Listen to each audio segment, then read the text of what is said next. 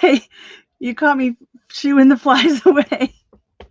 All right. Did you know that all things being equal, the thing that's going to bring customers back to your shop and have customers raving about your shop to get their friends to come shop from you is your customer service? Whew. Sorry, these flies are driving me nuts. Good morning, everybody. Hey, I'm Pam Grice, the Crochetpreneur. I'm here to help you grow your crochet business. And if you're not familiar with Crochetpreneur, basically I'm on a mission to help 100,000 women grow their crochet business. I'm sorry, I'm here to help 100,000 women find financial freedom through crochet. And I hope that's you. And I'm really sorry. I almost got through the day without any flies in here. And now one got in when Kevin went outside. So it is what it is. Good morning. I'm so glad you're here. We're talking about customer service, basically for Etsy sellers, but really for everyone. And I'm going to explain to you the mindset that I bring into customer service and that basically I think is the right mindset and how I think that will help you in your crochet business. So I'm going to play with my hair. Um, yeah. Hello, hello, hello. So glad you guys are here. All right, I made a presentation, so I'm gonna share a PowerPoint with you. And where is it? Here it is. Okay, I'm gonna share my screen and just a moment. Thank you, thank you, thank you, thank you. Hello, Minnesota. Um, share.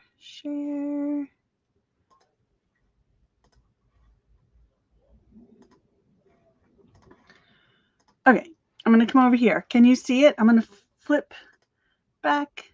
Yes, you can see it. Okay, so here is the presentation. Um, Customer Service 101. I'm seriously, this fly is driving me crazy. So it's one of those really loud ones that won't stop moving. Okay, you guys. Customer Service 101. So, my philosophy of customer service is that it's really important to create a win win strategy. So, it's not about, it's all about me and my business and what I say goes, and I don't really care about anybody else. But it's also not the customer is always right. And therefore, whatever the customer wants, I'm going to do because that will suck the life out of you as a business owner. And sometimes we find ourselves like breaking our own value systems or denying our own worth just in order to keep a belligerent customer happy. So we don't want to go to either of those extremes. So we're going to talk about how to have a more balanced win-win strategy. So the goal is to provide world-class customer service without burning out, becoming resentful, or going crazy.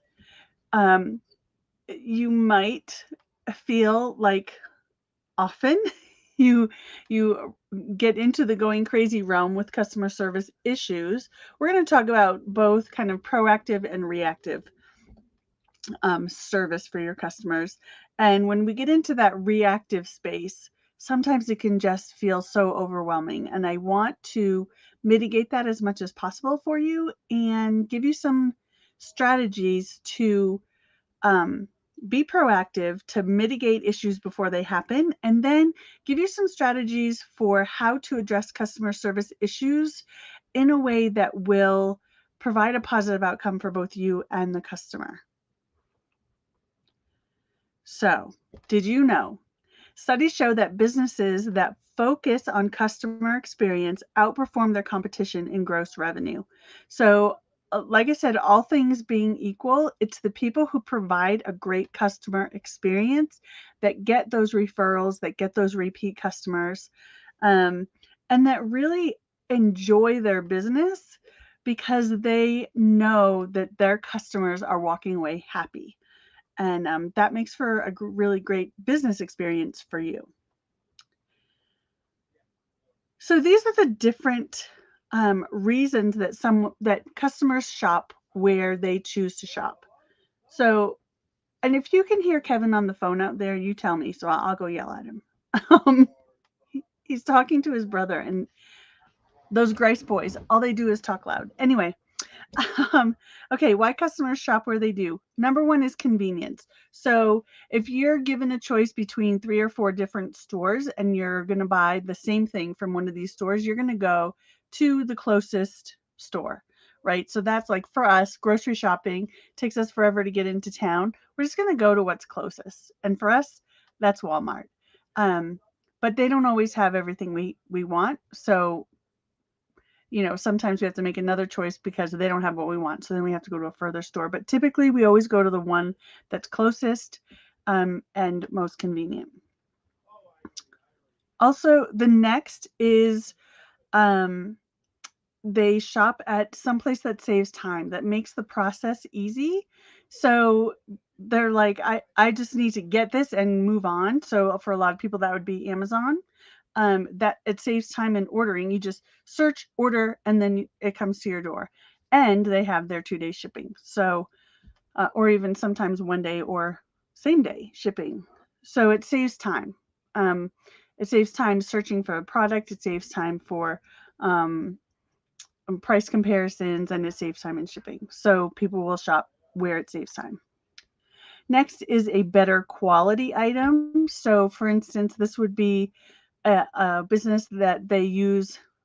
If we're talking crochet business, we're talking they use higher quality yarns. They have higher quality stitches. They create higher quality products. So that's a way to differentiate. The next is they shop from someplace that builds status. So for again crochet business owners, this would be shopping from a more high-end shop or shopping from a brand that other people will recognize. You can kind of incorporate this into your business by using product tags and really building up your brand. Next is saves money. So this is like, I'm just going to shop where it's cheap. Um, I really don't want you to incorporate this into your business strategy because people who want to save money don't really necessarily want to pay what you're worth and what your artisanship is worth.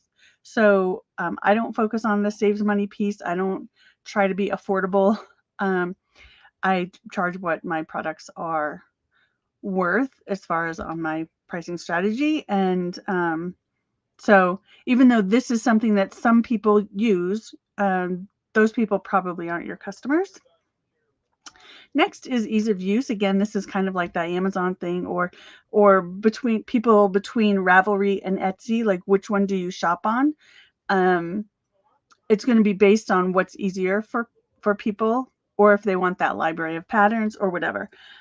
So those are the top 6, and then the last one is great experience. Now, if you can pair, I believe that great experience trumps all of the other as far as something could be convenient, but if it's a terrible experience, I'm not going back there. Something could save me time, but if it's a terrible experience, I'm not going back there. And something could be of a lesser quality, probably that's not going to impact. If it's a better quality, I might shop there even though the experience isn't great. But I think it's really important to build a great experience for your customers. And if you can pair that with some of these other things, then you have a winning strategy. So let's talk about some easy ways to provide a great customer experience. So some of these are like, yeah, I get it. But but maybe not. So let me give you some ideas. Number one, respond to messages quickly and kindly. So when we send a business, when we send a business a message, I'm just going to come back to make sure everything's working right over here. So far, it looks like it. When we send a business a message, we expect a response, and your customers are no different. They expect a response, and they expect a response fairly quickly. Now, you can set up in Etsy or on most platform, you can set up an automated response so that you say, "Hey, we got your message, and we'll be responding to you shortly," just so that they know that you'll be back to them. But if you just leave them hanging, or if you just ghost your customers, that's going to create a really negative experience for them. Um, I am about to go tell my husband to go somewhere else. I don't know. Tell me if you can hear him. I'm going to check. Can you hear that conversation happening outside the door over there? You let me know, because it's making me crazy. No, you can't hear it. Okay. I'll just try and ignore it, but if I get distracted, it's because of that. It's because Kevin's talking on the phone right outside the door. Okay, so respond to messages quickly and kindly. So, 24 hours is kind of the longest you should wait to respond. 48 hours is okay, but not ideal.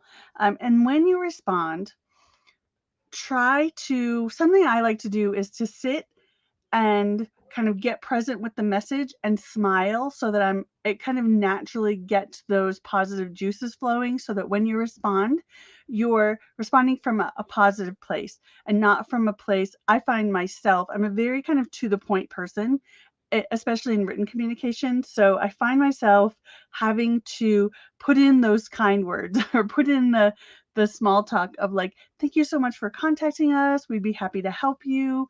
Blah, blah, blah, blah, blah, rather than just saying like, click this button and you'll be fine, which is kind of my normal response. My normal way to respond to someone would be to just be like, give them the information they need. But when you're responding to customers, be sure to thank them for reaching out, thank them for coming to your shop, or, hope you have a nice day. Let me know if this helps, or that kind of thing. So just check through your response and make sure that it's engaging and kind and friendly, rather than just kind of terse, which is where I tend to go. Next, great experience is created when you under promise and over deliver. So if you're going to say my turnaround time is 5 days, ship within 3 days, right? The customer will be so much happier with that.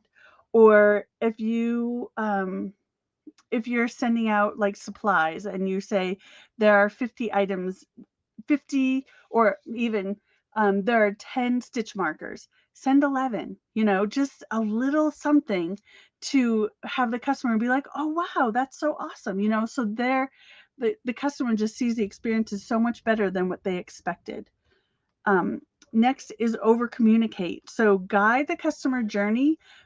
Think about how the customer experiences your business. Are they getting everything they need, or do they have to take the time to reach out and ask questions? So your descriptions are going to, fully describe every question they might have about the product or the pattern, so that they don't have to reach out to you. And then your receipt is going to tell them how to download the item. Your receipt is going to remind them of your processing time and your shipping time, and how they can track their package. Sending them messages sending them messages when they make a purchase and say, thank you so much for your purchase. I'm so excited to make this for you. Just a reminder, this is the turnaround time. If you have any questions, let me know.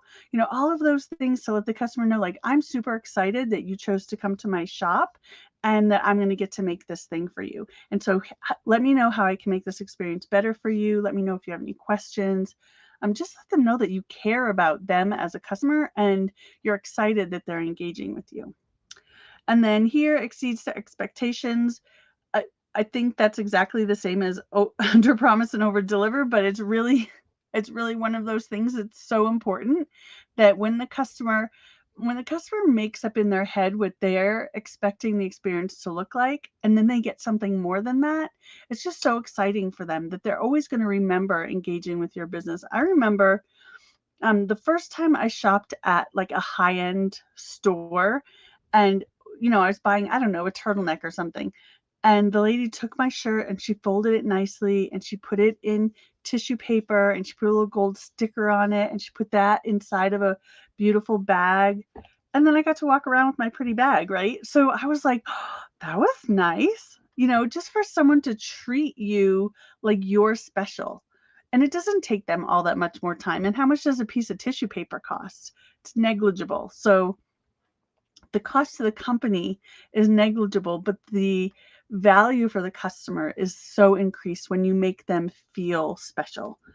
And then lastly, anticipate your customer needs. So when you know ahead of time, like my customers are having trouble figuring out how to download. So I'm going to tell them right off the bat when they purchase, this is how you download. Or when I send them a thank you note on Etsy, I'm going to send them, thank you for your purchase. Here's how you download. So you're anticipating they might be having, they might struggle with this issue. I'm going to answer their question before they ask it. Customers really appreciate that they don't have to go searching for an answer. They don't have to struggle because you've already taken care of that. And you can do this with your products as well, saying, it's coming up to Christmas time. My customer is going to need teacher gifts. I'm going to create a new product specifically as a teacher gift and then let my customers know about it. So they don't have to go searching elsewhere. They can just come to my shop and get that need met. They don't have to think about it. They just come and purchase it and I'll take care of everything else. Okay, and so I talked a couple of times about going the extra mile. Here are some ideas on how to do that. So first, a thank you note. Both a thank you note as soon as they purchase or the day that they purchase. I go into Etsy at the end of the day. Most days when I have time, I go into Etsy at the end of the day and go to all my orders and send them just a snippet. I already have it written all up and I just go into their order. I click on the little message button and I send them hi and I use their name. Thank you so much for your purchase. Here's the information I wanted to give you. I say something about it's really important to me that you have an excellent experience with us. If you have any questions, please let me know, and I will let you know when your product's on its way out the door, or something like that. Or if it's a digital product, here's how you get your digital product. Let me know if you have any trouble. So that's kind of the digital thank you message. And then if you are sending a physical product, a handwritten note is so important. So I just buy at the dollar store, I just buy thank you cards that are in my same brand colors.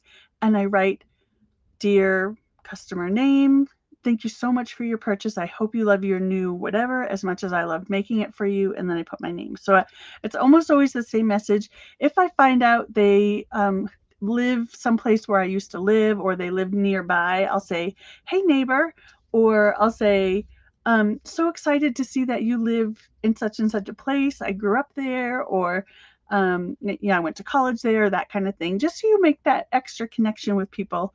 And they know that you're not just sending them like a form note, that you really kind of paid attention to who they are and something about them. So make that connection with your written thank you note.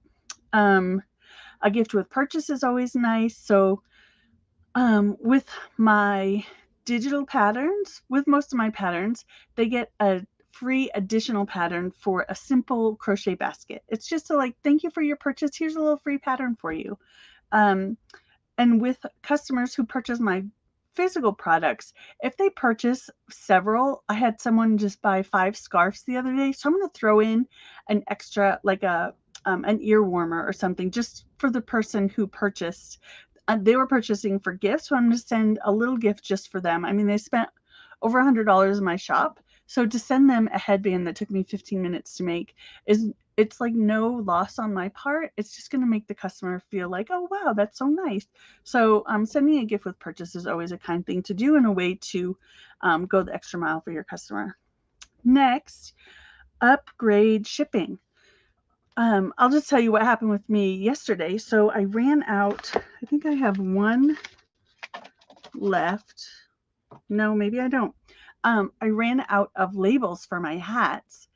And I have orders that need to go out this week and I don't have my labels. I had them ordered, but they haven't even gotten to their processing time shipping date yet.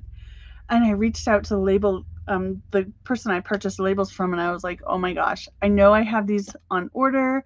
Can you let me know when you're going to ship them? I'm out of labels. I need to get these orders out as soon as possible. And she was like, oh, I'd be happy to upgrade your shipping for you. And I was like, cool.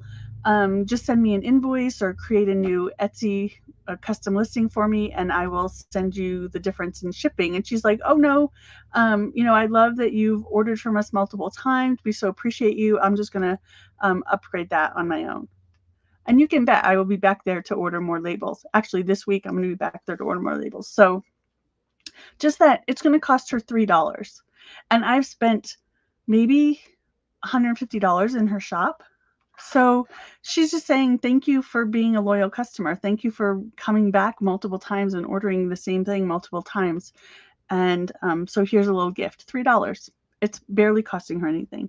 But for me, I'm like, I'm impressed. So that's always nice. Free gift wrap is always nice. Even if they're not anticipating it, with my new product-based business, all of my products come in a muslin bag with a branded stamp on it. And so it's ready for gifting. The person's going to receive it and it's ready for gifting, and it all comes as part of the package. So at Christmas time, you could offer free gift wrap if you want to just wrap it in wrapping paper. It doesn't have to cost you that much, but it's nice for the customer. And then also a handwritten gift card. So I had a lady contact me. She bought a hat for all of her granddaughters who are away in college. And so she said, can you send them to them directly? So she just placed individual orders with their shipping address. And I said, sure thing. And I'd be happy to write a handwritten gift card to them. So just let me know in the notes what you would like me to say on their gift card. And she was so excited. So just that simple act of saying like, hey, this is a need you might have, or this might make the experience better for you. It doesn't cost me anything except a little, card from the dollar store. So yeah, easy. So, and you might notice on that list, I did not have a thank you coupon. So I'm going to tell you why I don't like thank you coupons. I don't like to receive them from companies, not as a thank you. I like to receive coupons all the time. Like, I love that Bed Bath & Beyond sends me a 20% off coupon every week, basically. But I don't like a thank you coupon as part of your customer service strategy, because the thank you coupon isn't really for the customer. Whenever you send a coupon, it's really for you, right? You're trying to make sales. You're trying to drive the customer back to your shop. So it's more of a self-serving gift than it is something for your customer. So, and if you have in the past, and I have in the past, given thank you coupons, you'll notice they almost never get used.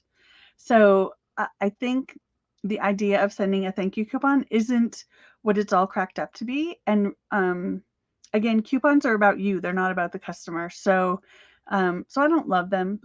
It's not my first ideal strategy. I prefer something much more relational, much more customized to the customer that you're working with. So that's just me. If that doesn't work for you, that doesn't work for you. If you love to send coupons, send coupons. I'm just saying, from the perspective of the customer, it might feel like it's more about you than it is about them. So, okay. And now we have to remember that even when you are proactive, even when you do all the things that you can think of to do to please your customer, problems are going to happen. So these are the questions that I really encourage you to ask when a problem does happen with a customer.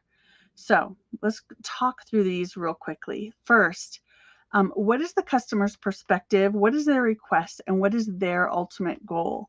It's really important that you listen to what the customer is saying rather than your kind of initial reaction to what they're saying. So often we get defensive as soon as someone says like, hey, I'm struggling with this pattern, or the hat didn't fit, or there's a string hanging out, or whatever it is.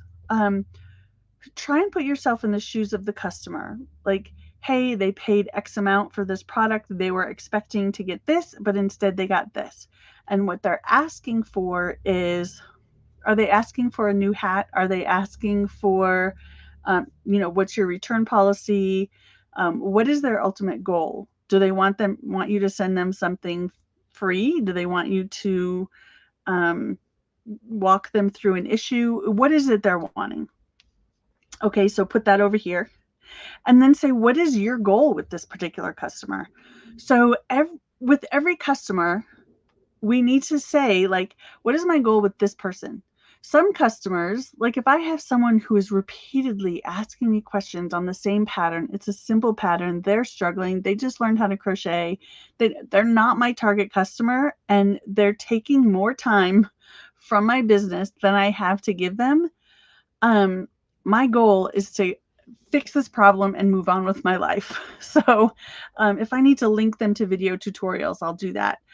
If someone cannot download a pattern for the life of them, and they can't figure out how to find the download link in their account, all of that, I will send them the pattern. Like I don't care to walk you through the process of downloading a pattern more than once. If I send you the instructions once and you still can't figure it out, I will link the pattern in that message right there on Etsy and say, click this button, it'll download to your computer and you're going to be all set. You can see if the customers purchase the pattern. So you're not just giving the pattern to people who are wanting something free. But again, what's your goal with this customer? Is it to like get them to become a loyal repeat customer, which that's going to be your ideal customer, right? If you see this person is my ideal customer and I really want to build a relationship with them, I really want to make them happy. And mostly we want to make all of our customers happy. Some of our customers, we want to make them happy so that they go away, or we want to make them happy so that they stay forever. And so just acknowledge to yourself, like, what is my ultimate goal with this customer? And then come up with a solution that's a win-win, not win-win. That's a win-win solution. So it's great for the customer and it meets your goals as well, but it goes beyond what the customer expects. So if the customer is expecting, every situation is going to be different, right? But say the customer is expecting to have a return and have to send something back to you and wait till you get it so that you can send them something else.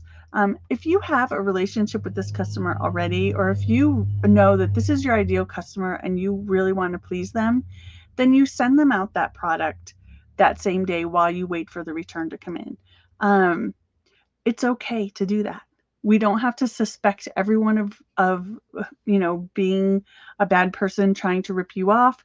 Like, figure out who is this customer and how can I serve them in a way that they're going to feel respected. I'm acknowledging kind of their timeline. If they want something for Christmas and I'm like, you have to send that back, and when I get it, then I'll send you the other thing, and now it's past the Christmas shipping deadline. You could go above and beyond for this customer and it doesn't hurt you at all. So just think about those things of like, how can I make this customer super happy without, denying myself? I'm still going to get this product back. It's still going to be fine. But I think we go into it so often with a negative perspective rather than a positive perspective of it could be fun to figure out a great solution for this customer and to make them really happy. And if you've been hanging around with Crochetpreneur for very long, you know that I am an advocate of taking 100% responsibility for your business and for everything positive and negative that happens in your business. So if the customer is unhappy, yes, they might seem unreasonable, but there's still a lesson that can be learned. So what lesson can you learn? Ask, how have I contributed to creating this situation? Did I not communicate up front? Did I not put the sizing of this hat in the listing? Did I put the sizing of the hat in the listing, but the day that I made it, I was super stressed out, so my gauge wasn't right and the hat was super tight and so it came out small? Did I not communicate my return policy? All of those kinds of things. So ask yourself, and there'll always be something. How have I contributed to creating this situation? I didn't put the download instructions in my receipt email, or I didn't follow up with a thank you note, and so the customer didn't open their receipt email, so I didn't have a second plan B for that. All those kind of things will help you make your business better. Rather than be defensive, take the situation and learn from it and say, how have I helped create the situation and how can I mitigate that in the future? And remember, the customer is not your adversary. You print this out and put it on your wall My customer is not my adversary. If you have hung out in the Etsy forums or on particular Facebook groups for Etsy sellers, there are groups that are set up just to bash customers. And if you hang out in these groups, what you surround yourself with is what you start to become. So I think it's really important that you don't surround yourself with these kinds of people. That's my perspective. That's also science. If you surround yourself with people who view the customer as an adversary, you are going to start viewing your customers as an adversary. And every message you get, you're going to view yourself as the victim of a customer who's trying to scam you or trying to rip you off. An example is that message we had in the Crochetpreneur, the Crochet Business Chat Facebook group, where someone said a customer purchased a pattern, and then like minutes later she wrote and said, I accidentally purchased this pattern because it was in my cart and I accidentally checked out and I didn't remove it from my cart. Can I have a refund? And the majority of people who responded said, tell them no. Tell them you don't give refunds for digital products. And this is seeing the customer as an adversary. This is seeing the customer as trying to rip you off, rather than doing 30 seconds worth of research to see, have they downloaded this pattern? If they have not downloaded the pattern, they're not trying to rip you off. All you need to do is say, oh my gosh, thank you so much for being interested in this pattern. I hope you do purchase it someday, but for now, I'll go ahead and cancel and refund your purchase. Please let me know if there's anything else you need from me. The refund should show up in your account in the next couple of days. Leave it at that. If the customer hasn't downloaded the pattern and you cancel and refund them, there's no way they can get that pattern. So they haven't done anything wrong to you. So, be wise, be adult, and recognize that not everyone is trying to rip you off. And I think that if we hang out in the wrong places too often, we start to think that people are trying to rip us off and that people shop on Etsy only to steal from you. It's not the case. It's not the case. So just take a deep breath. Here's how to develop a service-based mindset, okay? Number one, the customer is not always right, but neither are you. So don't get defensive. Look at what the customer is saying. Evaluate if this is reality or not reality. Evaluate how to best serve the customer. It's not that hard. Okay, number two, prioritize positivity, empathy, and solution finding rather than prioritizing your need to respond or your need to be defensive or your need to feel like a victim, which I'm not saying you have to feel like a victim, but some people do. Prioritize, how do I turn this into a positive situation? How do I empathize with the customer and understand exactly what they're feeling? And how do I find a solution that works for the both of us? Number three, don't make money or profits more important than people. If someone, if someone purchases a product from you and then 2 days later says, my husband just lost his job, we really need to cut back, I need to cancel this order. If it doesn't cost you much, go ahead and cancel the order. You don't have to say like, sorry, you're past the processing time and now I'm stuck with this thing. If it's a personalized product, that's a different thing. But if this is a product that you could sell at a craft fair or you could sell to another customer, just care more about the person than you care about your profits in that situation. And it's the same thing, like I said, with that, the person who purchases a digital product by accident. It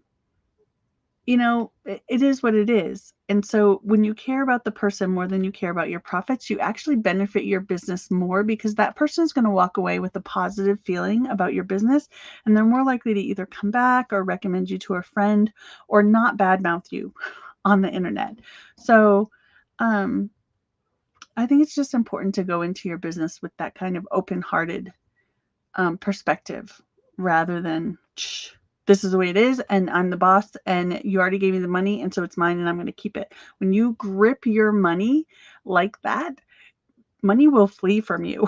Nobody wants to be strangled, right? Not that money is a person, but everything kind of has a energy, positive or negative. And if you have negative energy, a desperation around your finances, money will be repelled, and it will be harder for you to build your business. Okay, number 4, don't make policies more important than compassion. Same thing. I don't refund digital products. Okay, but let's have a little bit of compassion and empathy for people, and understand the situation and be a little bit flexible based on what's going on. And then focus on the ultimate goal, which is your why. What's your biggest why? What's your biggest goal with your business? Not a financial based goal, not like I'm in business to make money, because we're all in business to make money, but what's your bigger goal? What's your goal with each of your customers?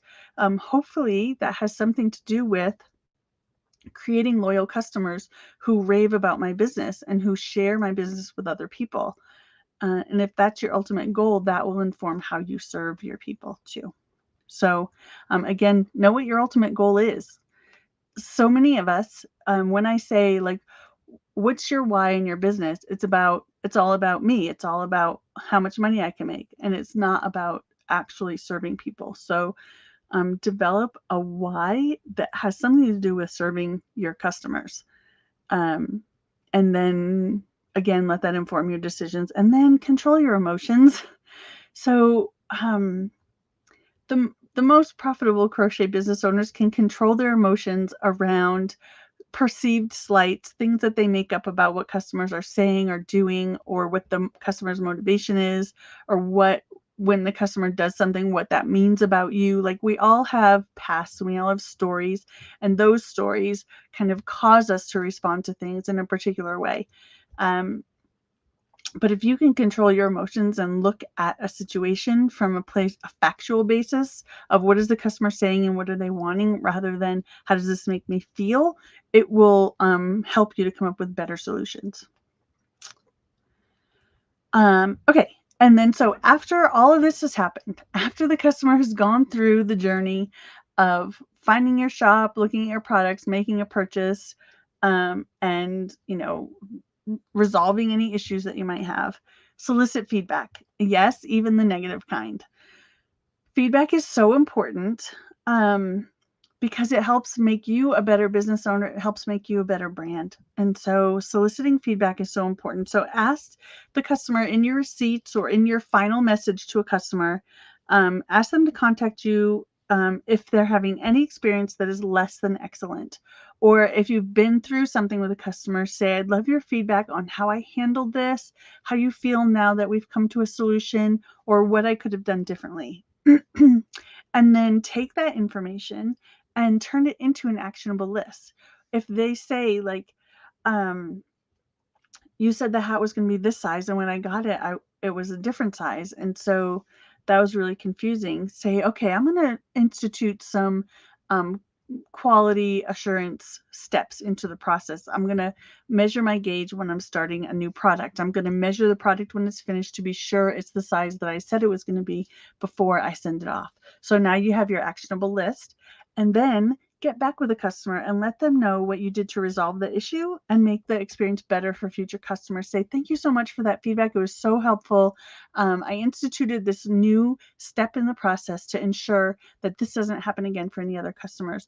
That's going to give that customer, like, wow, you really listened and you took action, and they're going to really appreciate that. So even though their initial engagement with you was not what they were hoping, because you handled it in such a professional way, they're going to come back. Or they're not going to say negative things about you. They're not going to give you a negative review. They're going to tell people about their positive experience, because it's so unusual to have a positive experience. So ultimately, let your business be fun.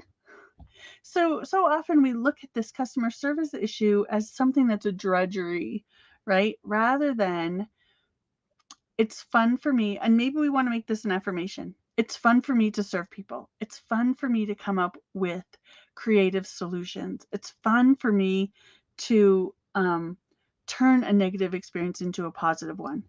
And then say those. Every time you get a customer issue, or you get a negative review, or you, whatever, say, how can I turn this into something fun?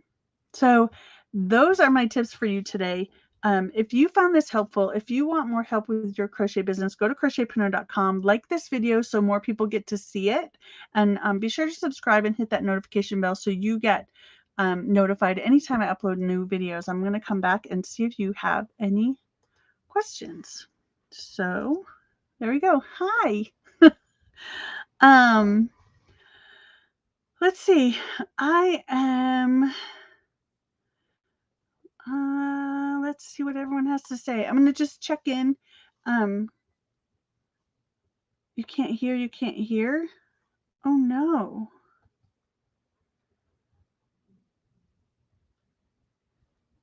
Oh, you can't hear Kevin.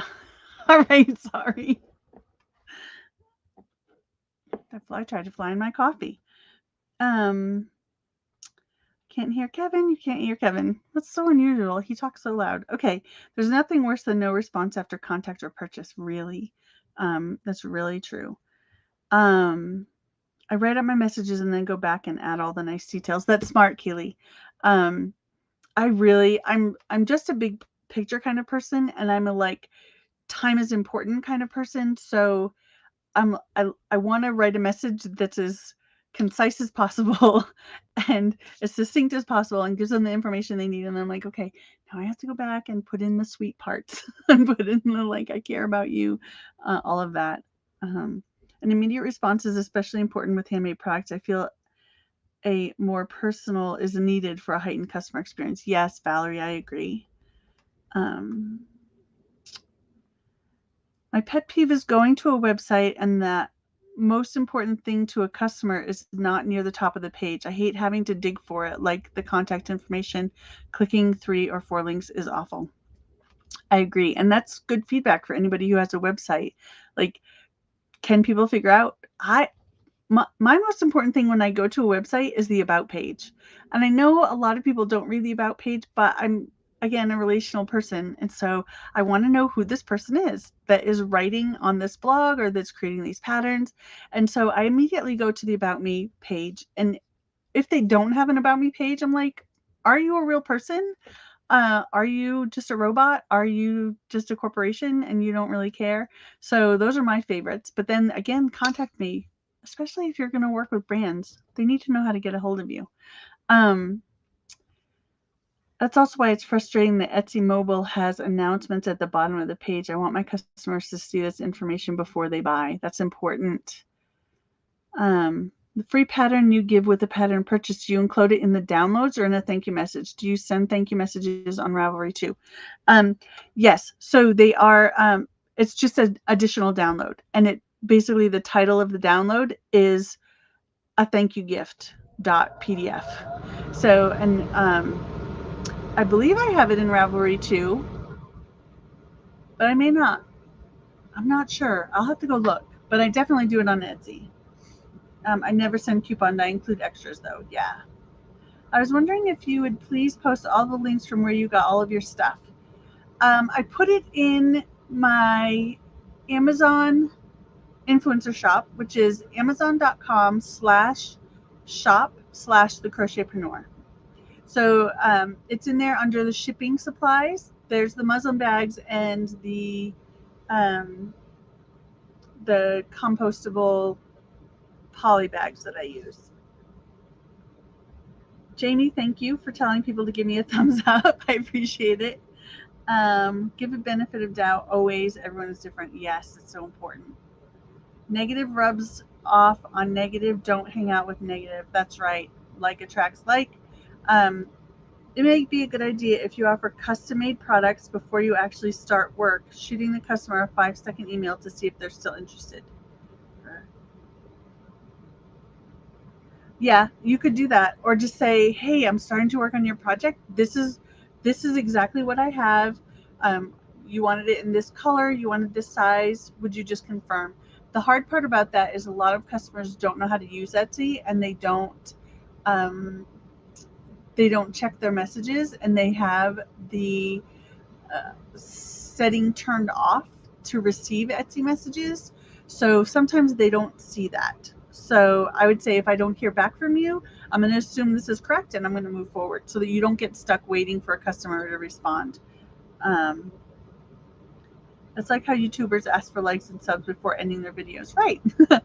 A good way to get a customer to leave feedback and reviews is to follow up email that isn't from Etsy, but you.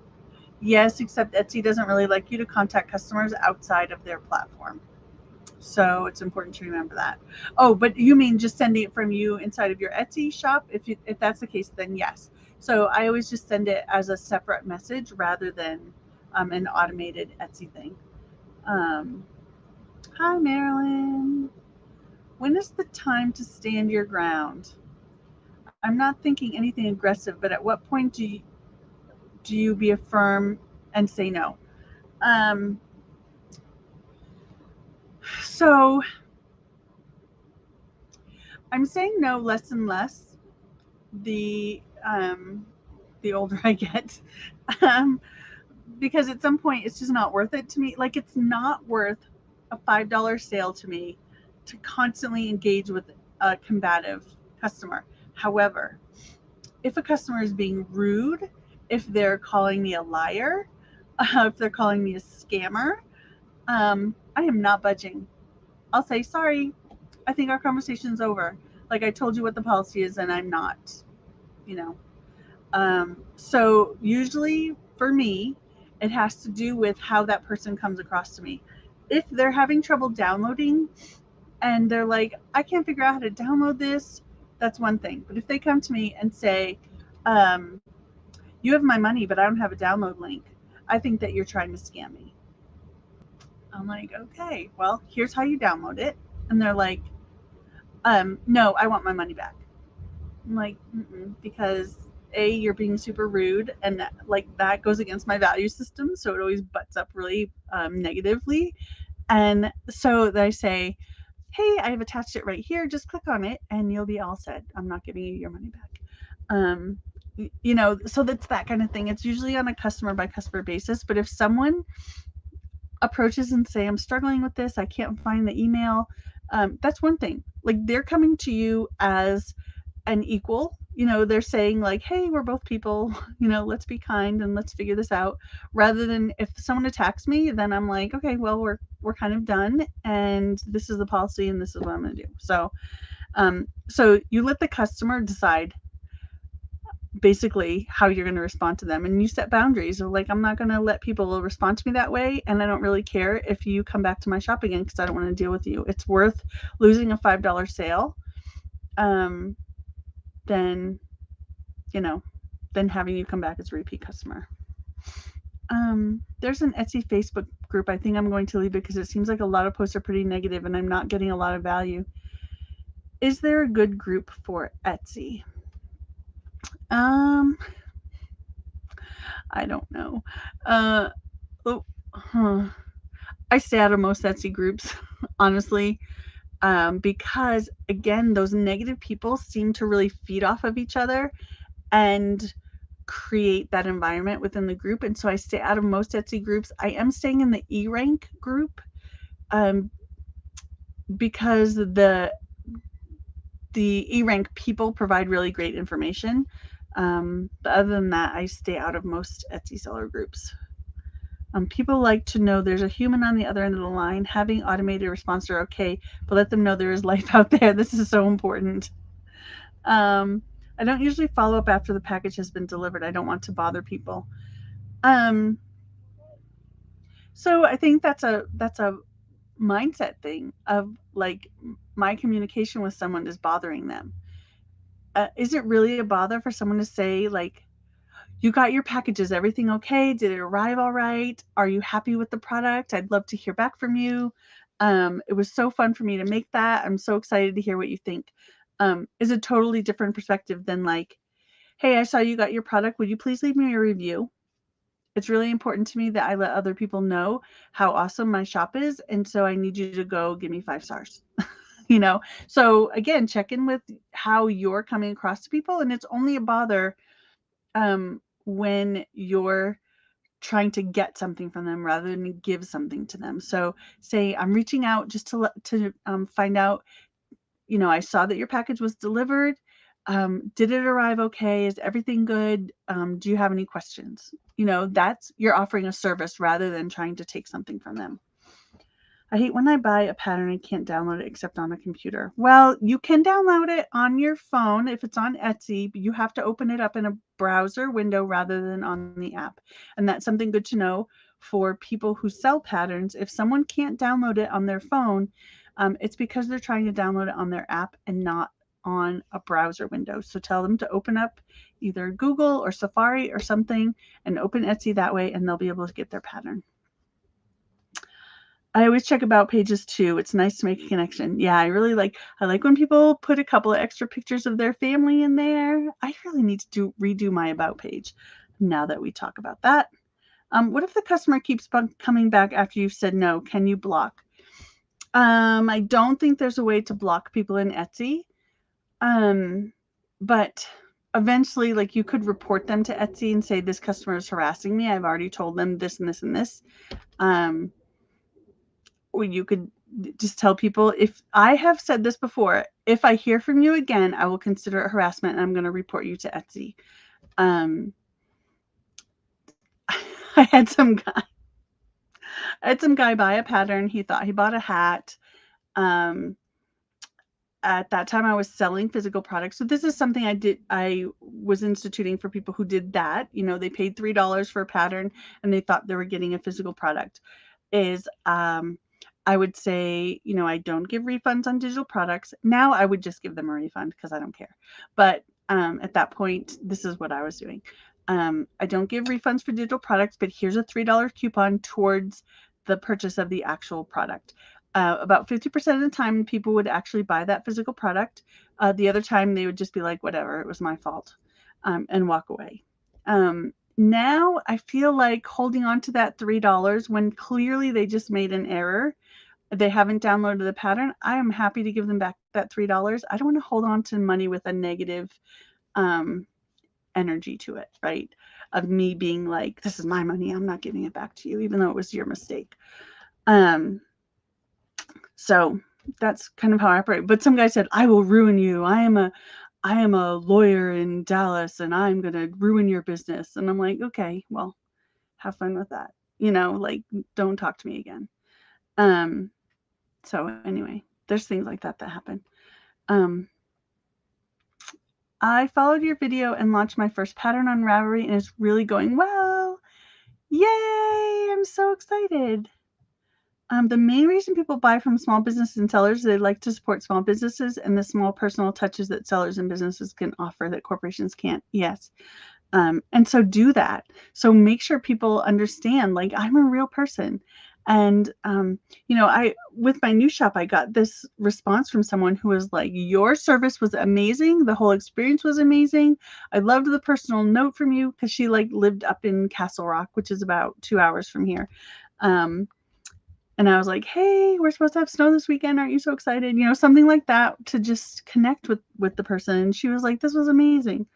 If you don't get on your browser, you can't save it to your phone so you can go back later. Then you have to start all over unless there's a trick to saving the pattern. I don't know. Marilyn, you can find your pattern right inside your account under your account profile, purchases and reviews. So it's right there. So you shouldn't have any trouble. In other words, don't be a Ferengi from Star Trek. Don't be stingy and Scrooge. Don't be a Ferengi. That's funny. I always told my son he had Ferengi ears. I couldn't keep a secret at all because he always heard everything I said. Okay. All right. I think that is it for today. If anybody else has questions, go ahead and leave them in the comments. I'm so glad that you guys visited this morning, and it's so good to spend my mornings with you. Again, be sure to subscribe. I would love it if you would share these videos with your friends. If you have friends who are crochet business owners, people don't know to search for this stuff on YouTube. So if you would share, oh, you shared with your community. Thank you. Thank you so much. I appreciate that. Yeah, again, people don't know that help is out there. So if you can help spread the word, I would so appreciate it. Don't be a Ferengi. You need a t-shirt. That's fun. Okay, I'm going to let y'all go. I hope you have a wonderful rest of your day. I'll be back next Monday. Next Monday will be at 6 p.m. Mountain Time for 6 p.m. Mountain Time, right? Yeah, 6 p.m. Mountain Time, which is 8 p.m. Eastern Time. And of course, if you're on my email list, you will get an email to remind you. So, all right, take care. Everyone have a wonderful rest of your day and week. All right, bye. Oh, hey, before I let you go, I'm having a giveaway. I'll put a link down below. I'm having a giveaway of a one-on-one crochet business coaching call. So that's going through. It's going to be chosen on Thanksgiving. I'll put a link below for you to get all the information. crochetpreneur.com/grateful. All right, now I'll let you go. All right, see you guys later.